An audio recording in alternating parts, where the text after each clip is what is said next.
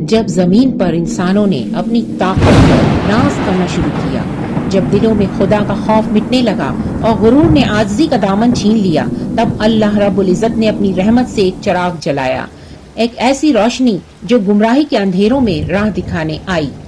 یہ داستان ہے ایک ایسی قوم کی کہ جسے رب کائنات نے طاقت، دولت اور شان و شوکت سے نوازا تھا۔ قوم عاد وہ ریت کے درمیان ستونوں والے شہر آباد کرتے، آسمان سے اونچی عمارتیں بناتے اور خود کو زمین کا فرما روا سمجھتے تھے، مگر افسوس وہ اپنے حقیقی رب کو بھول بیٹھے تھے۔ ایسے وقت میں اللہ تعالیٰ نے ان کی طرف ایک نبی بنا کر بھیجا جو صداقت، حکمت اور صبر کا پیکر تھا۔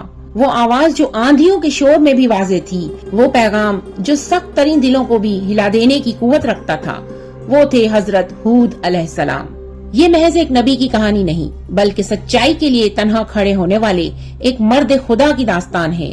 آئیے جھانکتے ہیں تاریخ کے ان اوراق میں، جہاں حق اور باطل کی ایک اور جنگ رقم ہوئی اور اللہ تعالیٰ کے ایک سچے پیغمبر نے اپنی قوم کو گمراہی سے نکالنے کے لیے ہر حد تک صبر اور شفقت کا دامن تھامے رکھا۔ جب انسان اپنی کامیابیوں کو اپنا کمال سمجھ بیٹھے، جب طاقت، دولت اور شہرت ان کی دل اور دماغ پر اس طرح چھا گئے کہ اسے اپنے پیدا کرنے والے کا خیال تک نہ رہے، تو وہ لمحہ دراصل اس کے زوال کا آغاز ہوتا ہے۔ قوم عاد بھی ایک ایسی ہی قوم تھی، طاقت، شان و شوکت اور تعمیرات کے شہنشاہ، مگر خدا سے غافل۔ قوم عاد حضرت نوح علیہ السلام کے بعد وجود میں آئی۔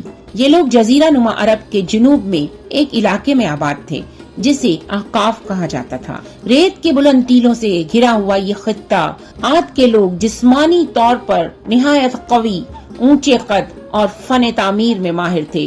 وہ بڑے بڑے ستونوں والے شہر بناتے، آسمان سے باتیں کرتی عمارتیں تعمیر کرتے اور صحرا میں جنت جیسے باغات اگاتے۔ انہیں اپنی طاقت پر ناز تھا۔ وہ کہتے تھے، کون ہے ہم سے زیادہ طاقتور؟ مگر وہ بھول گئے تھے کہ جس نے انہیں طاقت دی وہی ہے سب سے زیادہ طاقتور۔ قوم عاد حضرت نوح علیہ السلام کی قوم کے بعد آئی۔ وہ احقاف نامی علاقے میں رہتے تھے جو موجودہ یمن اور عمان کے درمیان واقع تھا۔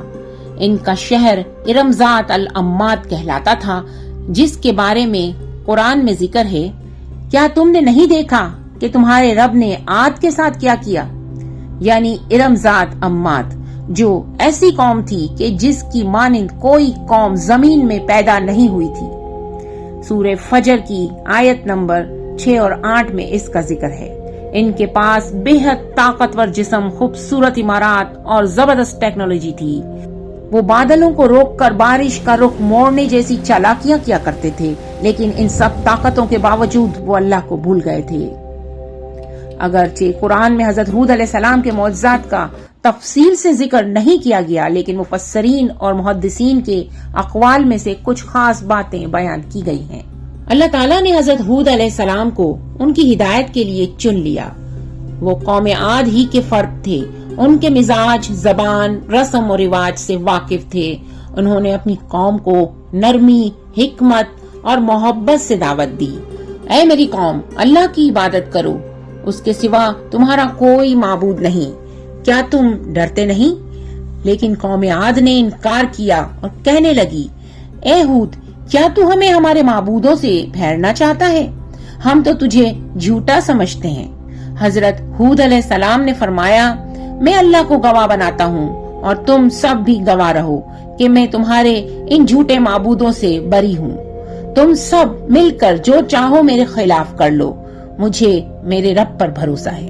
قوم عاد نے حضرت ہود علیہ السلام کا مذاق اڑایا اور کہنے لگے، اے ہود، ہم تو تمہیں کم عقل سمجھتے ہیں، تم پر کسی جن کا اثر لگتا ہے۔ مگر ہود علیہ السلام نے کسی طنز یا طعنے کو اپنے صبر اور دعوت میں رکاوٹ نہ بننے دیا۔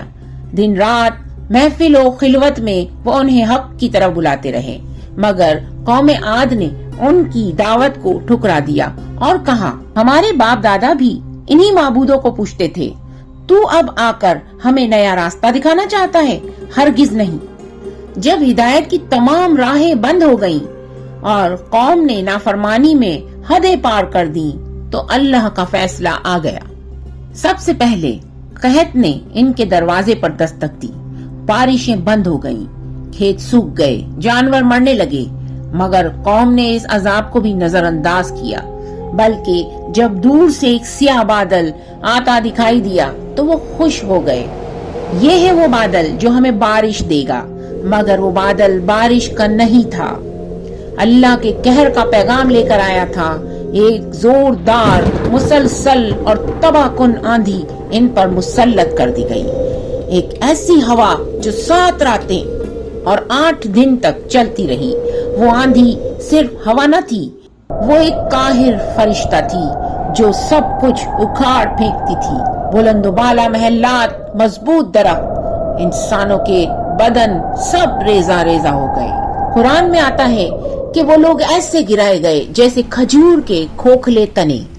इस हलाकत खैज तूफान में सिर्फ वही बचे जिन्होंने हजरत हूद अलैहिस्सलाम पर ईमान लाया था।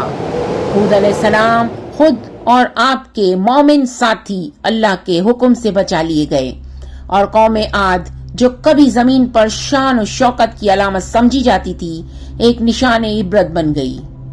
ये कहानी हमें सिर्फ एक माजी का किस्सा नहीं सुनाती, बल्कि ये हर उस फर्द और कौम के लिए आईना है जो अपनी ताकत, दौलत और इल्म पर मगरूर होकर अपने रब को भुला बैठे। हजरत हूद अलैहिस्सलाम की दावत हमें याद दिलाती है कि निजात सिर्फ अल्लाह की बंदगी और आजिज़ी में है।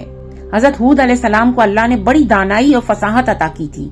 वो अपने कौम से दलाइल के साथ बात करते थे, उनका कलाम सुनकर लोग मुतासिर होते, अगरचे अक्सरियत मानती न थी।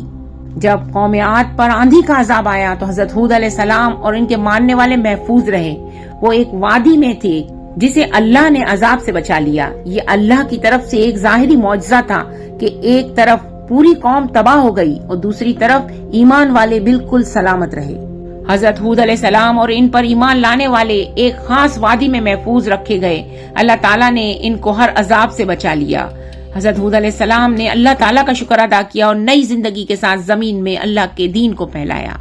एक रिवायत के मुताबिक हजरत हूद अलैहिस्सलाम की कब्र यमन के इलाके हजर मौत में वाक़ है। बाज रिवायत के मुताबिक वो कौम आद की तबाही के बाद कुछ अरसे जिंदा रहे और ईमान वालों को लेकर नई बस्तियों में आबाद हो गए। कुरान में हजरत हूद अलैहिस्सलाम और कौम आद का तस्करा कई जगह आया है ताकि इंसान सबक सीखे। हजरत हूद अलैहिस्सलाम के बाद दुनिया में नबियों का सिलसिला जारी रहा ताकि इंसान भटक न जाए। हर कौम को इसके अमल के मुताबिक जवाबदेह बनाया गया और बालाखिर ये सिलसिला हजरत मोहम्मद सल्लल्लाहु अलैहि वसल्लम पर खत्म हुआ। उम्मीद है आपको हमारी वीडियो पसंद आई होगी। पसंद आई हो तो लाइक शेयर जरूर कीजिएगा। अगर अभी तक आपने हमारे चैनल को सब्सक्राइब नहीं किया तो कर लीजिए। हमारे चैनल पर बहुत इंटरेस्टिंग स्टोरीज, इस्लामिक वाकयात आपके लिए ही बनाए जाते हैं। मुझे दुआ में याद रखिएगा। नबीला मुनाफ, आपकी दुआओं की मुंतसिर। अल्लाह ने के बाद।